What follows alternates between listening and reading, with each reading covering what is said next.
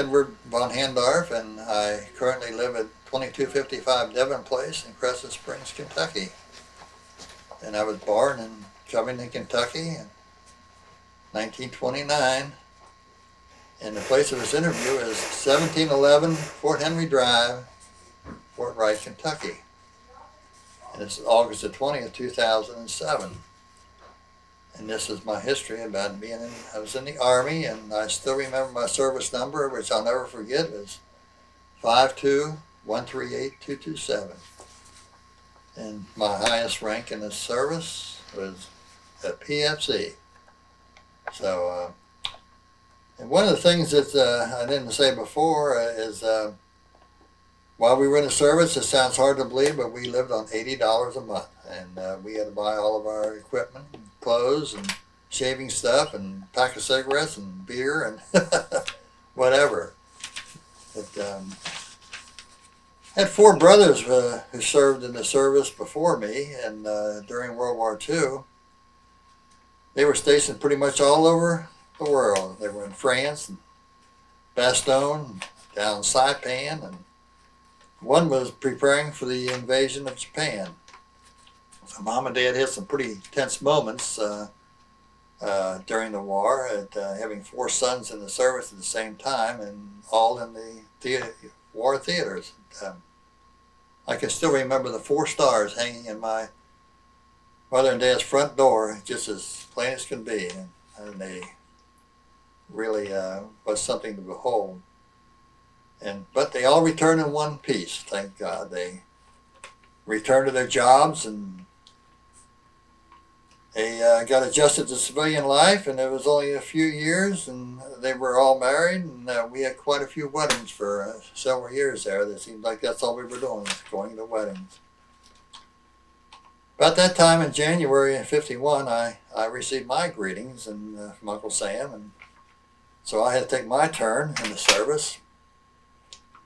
The dad took me down the day of induction, but it was 12 inches of snow fell the night before, and so they sent us back home.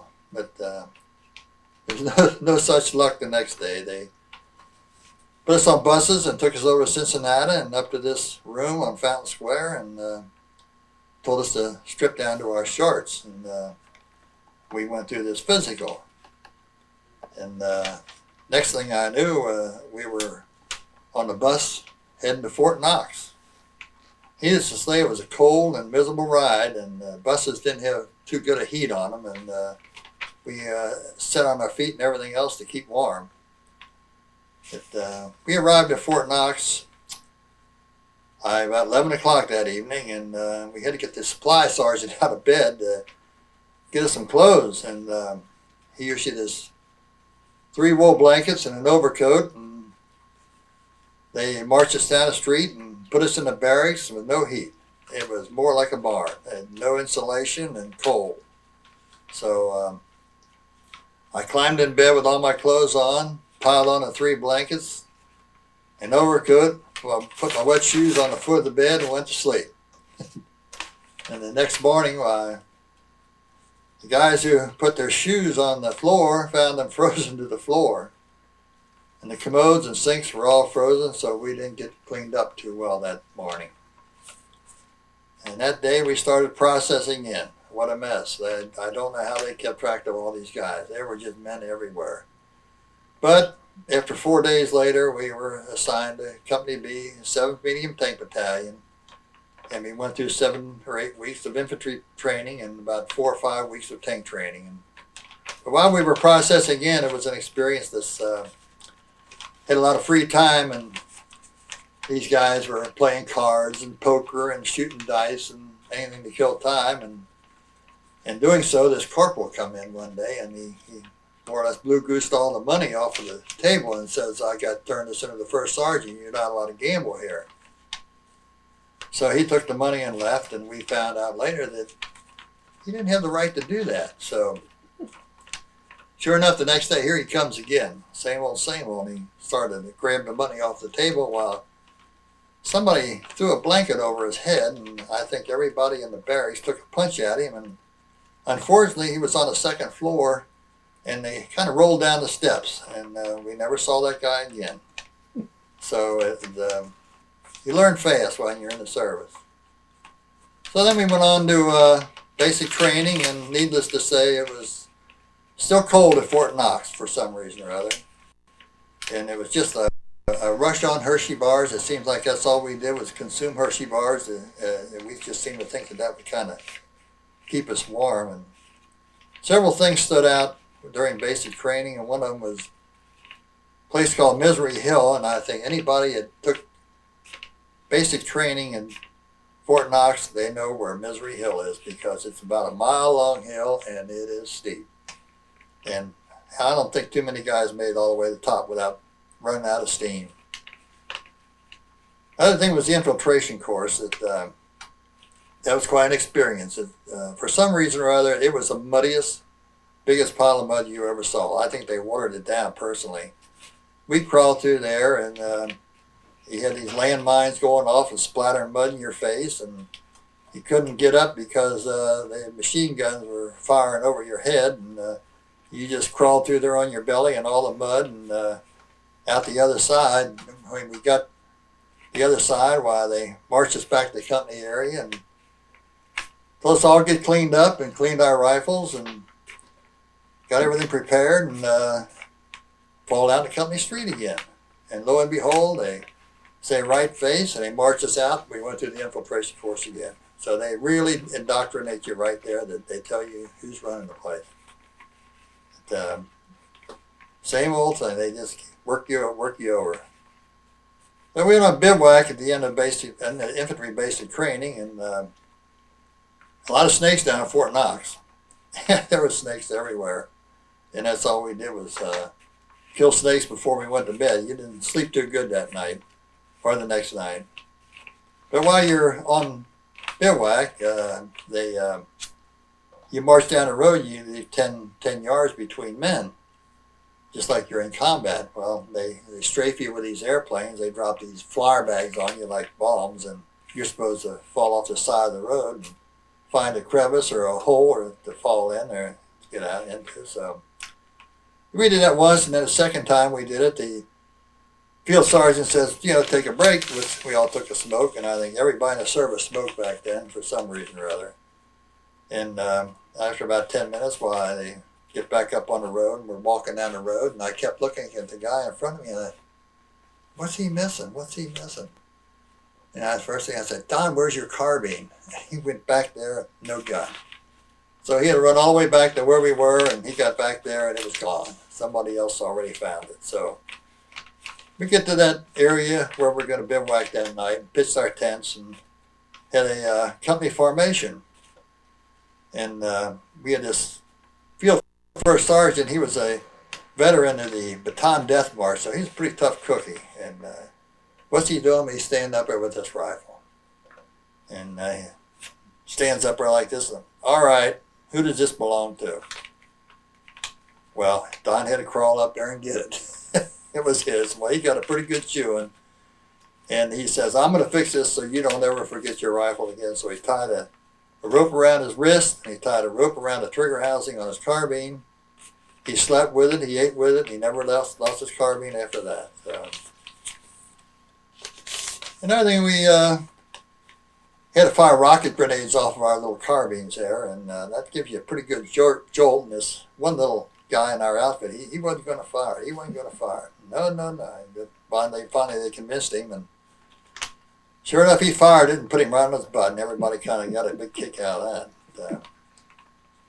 But then we on a rifle range one day. It's just something that happens that you're supposed to fire in a prone position, and when you reload, you roll over on your back and reload, and then roll back over and fire again. Well, this one guy was not too familiar with weapons, so he didn't fire his rifle, and he rolled over on his back, and that round went off just as he rolled over on his back and went right up past the range officer who was in a tower in behind the rifle range. Well, needless to say, he came down out of that tower and went up one side of that guy and down the other for almost hitting me with that. So, well, that was pretty much the end of infantry basic training, and then we took the next 4 or 5 weeks, and we learned how to drive the M4 tank, which was a big weapon during World War II over in Europe. And they used to call this, the nickname was an M4A3E8, and they used to call it, the nickname for it was the EZ8. And we pretty much learned how to fire all the weapons on there. They had 76s on there, 50 caliber machine guns, and 30 calibers, and we pretty much were taught how to fire all those weapons with accuracy and everything. And then after 4 weeks, we had tank maneuvers, and we went on night marches, and we had to drive with the blackout lights on them and whatever. It was pretty good experience. We learned how to drive a tank when we were done there. So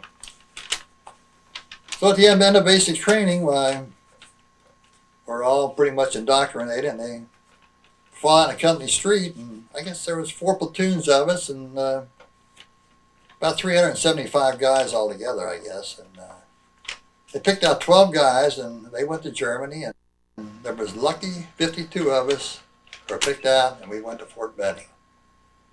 And the rest of the guys went to Korea. So I say to this day that my wife's prayers and her parents' prayers and my parents' prayers and her saying the rosary was instrumental in me not going into combat. So we got our furlough and went home for a couple days, and off to Fort Benning we went, from going to the coldest place at Fort Knox to the hottest place on earth, which is Columbus, Georgia, where Fort Benning was. It is just nothing but sand and yellow dirt and hot, and the barracks were same as they were at Fort Knox. No insulation. They were just plain hot. And fortunately, I was on the second floor, and it's just like sleeping in the attic. Just go up in the attic to your house, that's about what it was like. But our job at Fort Benning was to get these tanks rolling again. We had to get them out of Cosmoline and that, and get the guns ready to fire and everything. And our job was to train infantrymen along with tank support, and to teach Army tank infantry combat. And we would do this every day, and we had trainees, officers, we had colonels and majors and everything, officers, and we had non-coms and National Guard, and just all different guys would come in, and we would train them how to go through this procedure. About 4 times a year we had a full-scale assault on a hill, and we had our tanks, and we had the infantry, and 81 millimeter mortars, artillery, jet planes, with napalm, just a complete battle, as if you were assaulting a hill like you were over in Korea. And it was really quite a sight to see. And they would drop this napalm behind us, and you could hear them shells going right over the top of us, and they hit that hill, and you think, how can anything be left up there? They just really burned it up. So we were down here at Fort Benning, and we were supposed to be rotated to Korea as the guys came back from Korea. And these guys all came in. They were sergeants first class, so we were all privates and PFCs, and they had all the ranks, so we were supposed to take their place over in Korea. But we never had enough men to man our tanks that we had there. We had about 20, 25 tanks, and you're supposed to put 5 men on the tank, and we never did do that. We would go out with 2 and 3 guys on the tank, and we were pretty experienced. We could handle it pretty well, but under those circumstances, I pretty much stayed at Fort Benning and never left. So one of our maneuvers on one of these big maneuvers we had every 4 weeks, or 4 times a year, was an 81 millimeter mortar exploded in one of these. They looked like a stovepipe. They dropped this shell down in there. Well, it went off down inside that barrel, and 5 guys were killed. It was quite a mess. We drove by there on the way back. It was all roped off, but it was pretty much a mess. There wasn't much left of them. But fortunately, one of my friends, he was from over in Cincinnati. He had a car while we were down there, and got to be pretty good friends with him. There was 4 of us, and we saw a lot of South Georgia and Florida, and went down to Panama City once, and went down to Pensacola once. So we got around pretty good. Several times we went home on a 3-day pass. It was 1,200 miles a round trip.